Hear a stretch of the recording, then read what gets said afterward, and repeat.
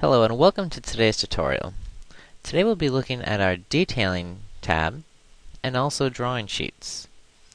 Now to place a part on the drawing sheet, we'll go to our Application menu, go to New, Drawing Sheet. This will automatically place your design in 3 views there, top, front, and right views. It will also bring you to the Detailing tab. Here you'll be able to add dimensions to your part by selecting Dimension and then clicking on what you'd like to dimension.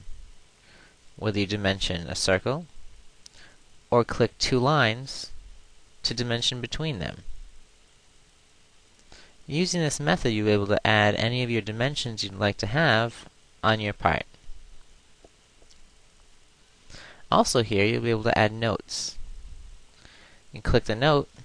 Now you can specify what you'd like it to say,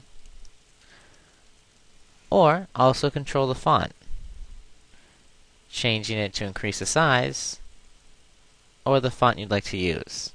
And also in this drop-down, you'll be able to add note leaders to indicate where you'd like the note to be.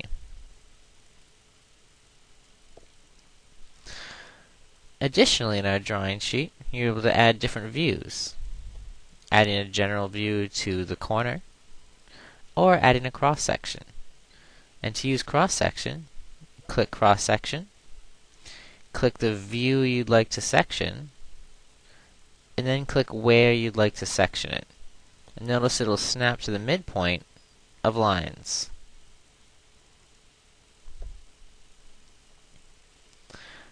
Moving to the right, you can also change the format.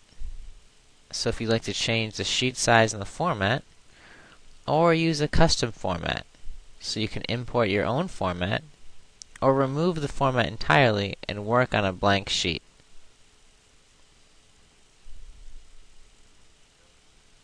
So I hope you've seen this quick introduction to SpaceClaim drawing sheets, how to access them, and set them up.